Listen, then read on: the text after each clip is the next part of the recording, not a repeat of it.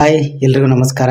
ಇವತ್ತು ನಮ್ಮ ನಟ ಕಿಚ್ಚ ಸುದೀಪ್ ಅವರು ಸೋಷಿಯಲ್ ಮೀಡಿಯಾದಲ್ಲಿ ತುಂಬ ಭಾವುಕರಾಗಿ ಒಂದು ಪೋಸ್ಟ್ ಮಾಡಿದ್ದಾರೆ. ಏನಂತಂದರೆ, ಅವರು ನಟಿಸಿರುವ ಹುಚ್ಚ ಸಿನಿಮಾ ಬಿಡುಗಡೆಯಾಗಿ 25 ವರ್ಷಗಳಾಗಿದೆ.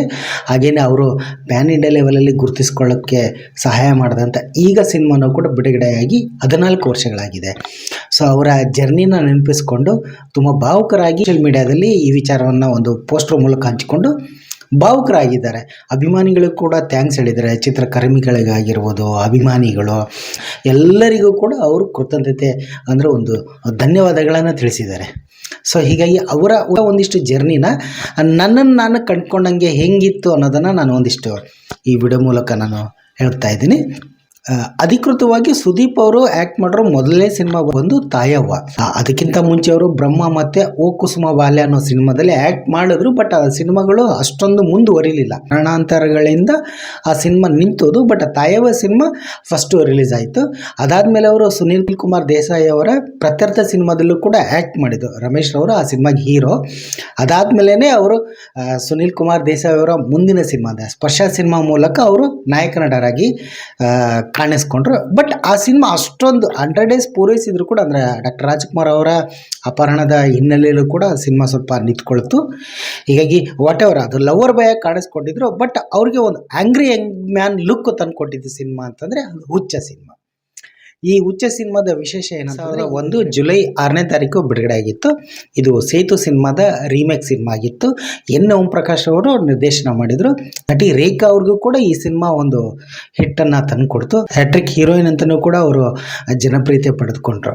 ಹುಚ್ಚ ಸಿನಿಮಾ ಆದಮೇಲೆ ಕೂಡ ಅವರು ಚಿತ್ರ ಅಂತ ಸಿನಿಮಾ ಮಾಡಿದ್ರು, ತುಂಟಾಟ ಅಂತ ಸಿನಿಮಾ ಮಾಡಿದ್ರು. ಈ 3 ಸಿನಿಮಾಗಳು ಅವರ ಪಾಲಿಗೆ 100 ಡೇಸ್ ಪೂರೈಸಿದಂಥ ಸಿನಿಮಾಗಳು. ಹೀಗಾಗಿ ಹ್ಯಾಟ್ರಿಕ್ ಹೀರೋಯಿನ್ ಅಂತಲೂ ಕೂಡ ಅವರು ಒಂದು ಪಟ್ಟವನ್ನು ಗಳಿಸ್ಕೊಂಡ್ರು. ಭರವಸೆ ನಟಿಯಾಗಿ ಕೂಡ ಹೊರ ಹೊಮ್ಮಿದ್ರು. ಅದಾದಮೇಲೆ ಆ ಚಿತ್ರದ ಹಾಡುಗಳನ್ನು ಮರೆಯೋಕ್ಕಾಗೋದೇ ಇಲ್ಲ ಬಿಡಿ. ಇದೊಂದು ರೀತಿ ಹೆಂಗೆ ಅಂದರೆ, ಸಿನಿಮಾ ಒಂದು ರೀಮೇಕನ್ನು ಕೂಡ ಮೀರಿಸಿದ ಸಿನಿಮಾ ಅಂತಲೇ ಹೇಳ್ಬೋದು. ರಾಜೇಶ್ ರಾಮನಾಥ್ ಅವರು ಈ ಚಿತ್ರದ ಸಂಗೀತ ಸಂಯೋಜನೆ ಮಾಡಿದ್ರು.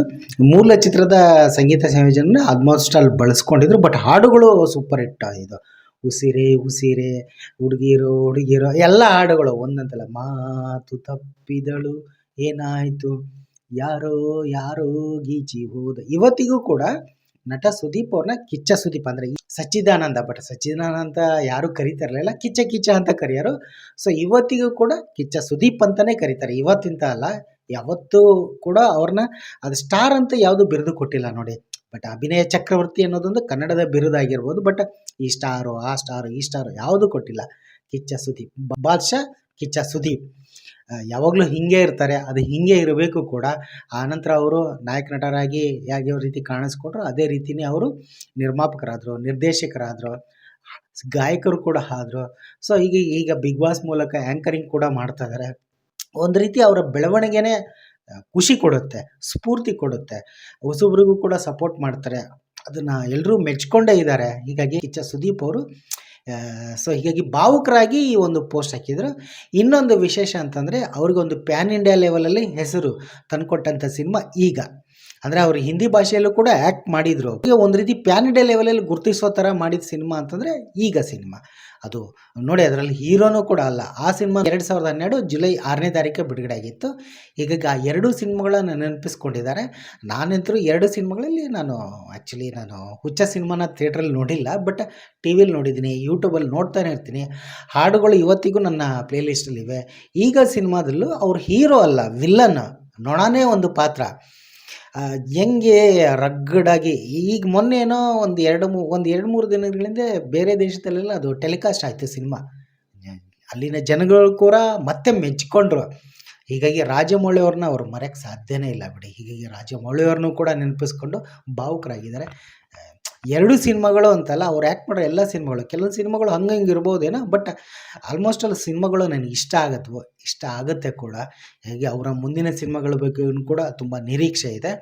ಯಾಕೆಂದರೆ ಎಲ್ಲ ನಾಯಕ ನಟರು ಇವತ್ತಿನ ಒಂದು ಪರಿಸ್ಥಿತಿಲಿ ವರ್ಷಕ್ಕೆ ಒಂದು ಸಿನಿಮಾನಾದರೂ ಮಾಡಬೇಕು ಅನ್ನೋದೊಂದು ಇರೋದು. ಹೀಗಾಗಿ ಅವರು ಕೂಡ ಹೇಳ್ಬಿಟ್ಟಿದ್ದಾರೆ, ಬಿಗ್ ಬಾಸಿಗೆ ಒಂದು 3 ತಿಂಗಳು, ಕ್ರಿಕೆಟು ಒಂದಿಷ್ಟು ಟೂರ್ನಾಮೆಂಟ್ ಅದಕ್ಕೆಲ್ಲ ಒಂದು 3 ತಿಂಗಳು, ಸಿನಿಮಾಗಂತಲೇ ಒಂದು 6 ತಿಂಗಳು, ಈ ಥರ ಹೇಳ್ಬಿಟ್ಟು ಡಿಸೆಂಬರಲ್ಲಿ ಅಂತ ಅವರು ಮಿಸ್ ಮಾಡ್ದೇ ಸಿನಿಮಾ ಮಾಡ್ತಾನೆ ಇರ್ತಾರೆ. ಸಿನಿಮಾ ರಿಲೀಸ್ ಆಗ್ತಾನೆ ಇರುತ್ತೆ. ಹೀಗಾಗಿ ಅವರ ಜರ್ನಿನೇ ಒಂಥರ ಇನ್ಸ್ಪಿರೇಷನ್ನು, ಸ್ಫೂರ್ತಿ ಅಂತಲೇ ಹೇಳ್ಬೋದು. ಹೀಗಾಗಿ ಅವ್ರಿಗೆ ಒಳ್ಳೆಯದಾಗಲಿ ಅಂತಲೂ ಅಲ್ಲಿ ಪ್ರಾರ್ಥಿಸ್ತೀನಿ. ಒಳ್ಳೆಯದಾಗಲಿ, ಸಿನಿಮಾಗಳ ಮೂಲಕ ನಮ್ಮನ್ನೆಲ್ಲ ಮನರಂಜಿಸಲಿ ಅಂತಲೂ ಕೂಡ ನಾನು ಕೇಳ್ಕೊತೀನಿ. ಒಳ್ಳೆಯದಾಗಲಿ ನಮ್ಮ ನಟ ಕಿಚ್ಚ ಸುದೀಪ್ ಅವ್ರಿಗೆ. All the best. ಒಳ್ಳೆಯದಾಗಲಿ.